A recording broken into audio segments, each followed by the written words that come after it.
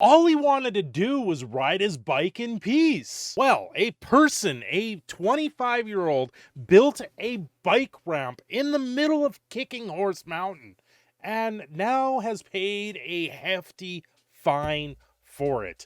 He goes out there. He's working. He borrows the equipment from his work, turns around and builds this giant bike ramp because he needs to blow off some steam. But wait, he wasn't allowed to do that because it was a historic site of the Yoho National Park, part of Kicking Horse Mountain here in Canada. Yes, that's right, folks. I'm going to tell you another tale of a Canadian. But before I do, don't forget to hit the like button. Subscribe today and let me know down below. Do you like these Canadian stories? Is this something that actually tickles that fancy, that numbs that noodle just a little bit, that you're actually entertained and have fun here? Please check out the links below. Join the membership today. So this story is a little misleading because they talk about how he destroyed artifacts, but I haven't seen anything of the sorts being destroyed, just the area itself, because he took in a loader, made this ramp, brought in a bunch of dirt, made this giant ramp in the middle of it's the Kootenay Mountains or Yoho Mountains, and the park wardens fined the guy, and the fines are absolutely astronomical. This guy has had a judgment come down of $21,600 for building a ramp in the woods. Mostly because they say in the stuff that he actually destroyed a historical site in the process.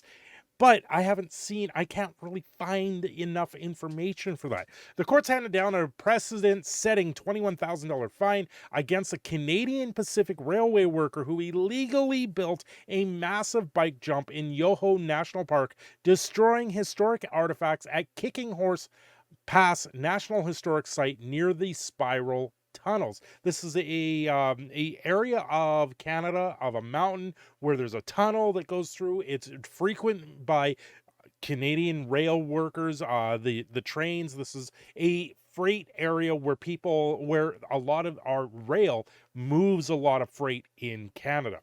According to the Golden Provincial Court documents, John Matthew Summers, 30, now at the time he was 25, was found guilty on February 8 of charges under the Canadian National Parks Act, including damaging and destroying natural and cultural objects and operating a vehicle off the highway.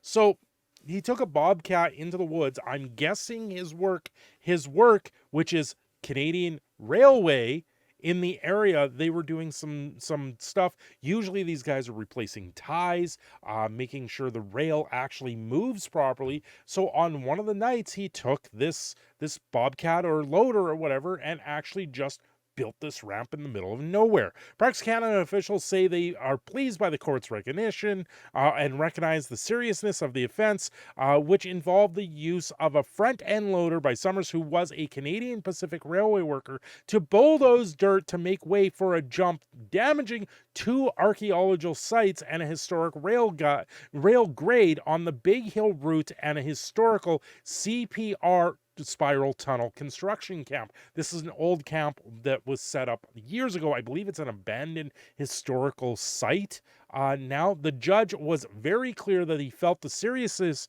of the offense and the punishment that he provided backs that up. Now, on top of this, when he did all of this, he actually lost his job. This is back in 2019. He lost his job on this. Now, Canadian Rail, or CP Rail, is a unionized part of Canada. They are unionized workers, and actually the union was able to fight for him to get his job back in the process, saying all he did was borrow the equipment, even though the court documents suggested that he stole this loader to build it. He didn't steal anything. He just literally borrowed it, used it, and was authorized in his normal everyday stuff to use it, but he didn't have the authorization to do this by Canadian Pacific Railway. Honestly, when it comes down to it, if you need to blow off your steam, building a giant ramp in the middle of the woods is probably not the best way. All he wanted to do was ride his bike, and now he's paying $21,000.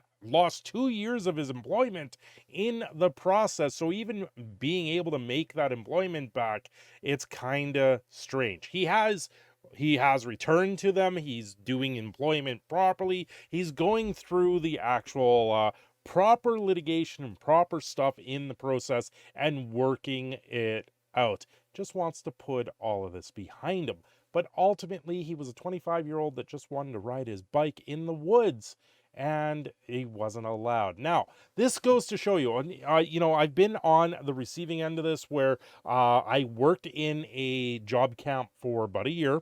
I worked up north it was about a year. And yes, the money is nice, but there is absolutely nothing to do in these areas, and things will lead to you to get into trouble. The most I got to do was play ping pong and pool. That was it. That's what I got to do up there for about a year, when you sit there in a cell-like room that has paper-thin walls. When you hear your neighbor snoring away, it's not a very great place to do it. After about a year, it drove me insane, and I had to get out of there for my mental health. My mental health suffered significantly doing these things. And so I can kind of see where the guy is and go, well, yeah, of course you're going to build a ramp in the middle of the woods thinking that nothing will come of it. But because you ripped up half the vegetation in the woods, you of course destroyed part of the trail that it was there. Now it sounded like it was an offbeat trail. It wasn't something that was where normal people would go and see it, but the park wardens argued that this actually could have uprooted a lot of the wildlife. A ramp in the woods uprooting wildlife.